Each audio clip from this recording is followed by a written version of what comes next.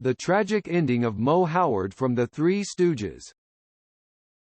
Moe Howard was born Moses Harry Horwitz on June 19, 1897, in Bensonhurst, Brooklyn, New York, to Jenny Gorovitz and Solomon Horwitz. Moses, who became known as Moe when he was young, was of Lithuanian Jewish origin. Among his four brothers, Shemp and Curly, too, were involved in show business and became members of the Three Stooges. Moe preferred watching plays in theaters than attending school. As juveniles were not allowed in theaters without adults, he would stand outside the theater until he could ask someone to buy the ticket for him.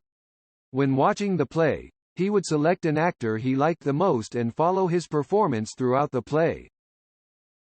His mother did not allow him to cut his hair during his childhood. When he was being teased at school for having grown his hair to shoulder length, he gave himself a haircut in his backyard shed. His bowl-cut hairstyle eventually became his distinctive style. He graduated from Public School 163 in Brooklyn and then attended Erasmus Hall High School, only to drop out after 2 months, which marked an end to his formal education. As per his parents' wish, Moe enrolled into a course at an electric shop but quit after a few months to pursue acting. Moe began working at Vitagraph Studios in Midwood, where he ran unpaid errands. He eventually landed bit parts in movies produced by the studio. However, most of his work was destroyed by a fire accident in 1910. He started singing in a bar with his older brother Shemp and later became part of a performing minstrel show troupe, in 1914. He then joined Ted Healy for a vaudeville routine in 1921. Moe and Ted Healy were eventually joined by Shemp. Following his marriage, Moe left his vaudeville group in June 1925 and joined his mother to take care of their real estate business.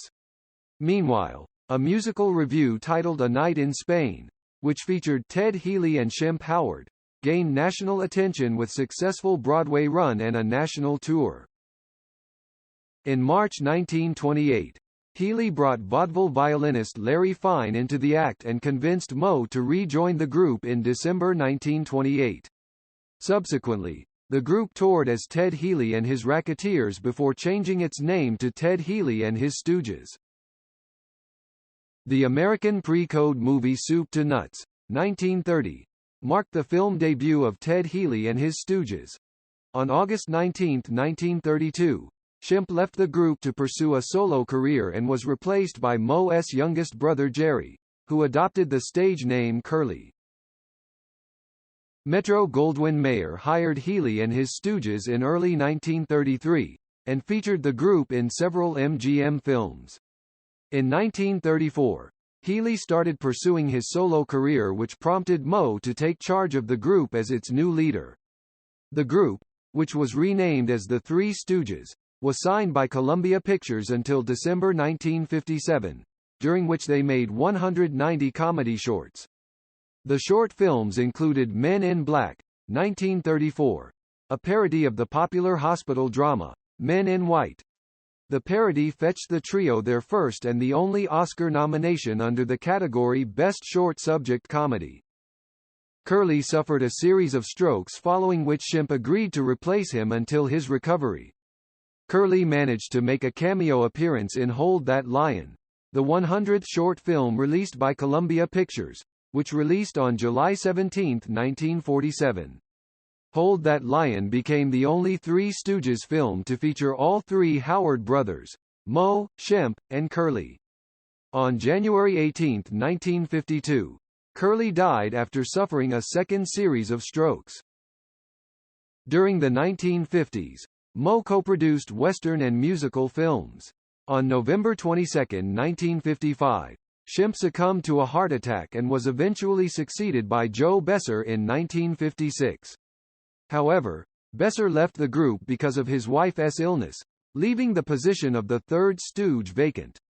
Joe DeRita, who was starring in a series of shorts at Columbia, filled in as the third stooge in 1958. With time, DeRita succeeded in reviving the persona of Curly Joe. Meanwhile, The members of the Three Stooges became popular as television superstars when Screen Gems, the television subsidiary of Columbia Pictures, syndicated old comedies of the group on television. The new trio went on to star in 6 feature films, including box office hits, such as Have Rocket, Will Travel, 1959, and The Three Stooges Meet Hercules, 1962. The trio appeared in many TV shows like Truth or Consequences, The Joey Bishop Show, and The Steve Allen Show. They also appeared in films like It's a Mad, Mad, Mad, Mad World, 1963, and 4 for Texas, 1963. From 1965 to 1966, they featured in the animated children's TV show The New Three Stooges. The last film starring the members of the Three Stooges was an American comedy titled Kook's Tour, which was initially produced as the pilot for a television show. However, its production was halted after Larry suffered a severe stroke on January 9, 1970. The film could only be released in 1975, in Super 8 sound home movie format when the usable footage was edited into a 52-minute film by director Norman Maurer, Moe's son-in-law. Larry died on January 24, 1975, a few months before Moe's demise.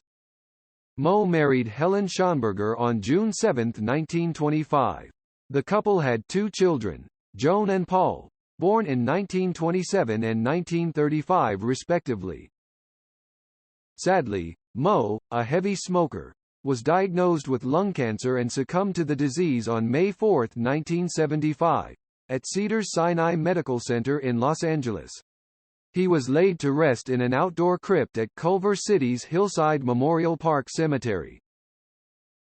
His autobiography I Stooged to Conquer, which he started writing during his final days, released posthumously in 1977 as Moe Howard and the Three Stooges. On August 30, 1983, Moe was honored with a star on the Hollywood Walk of Fame at 1560 Vine Street. Goodbye Moe Howard.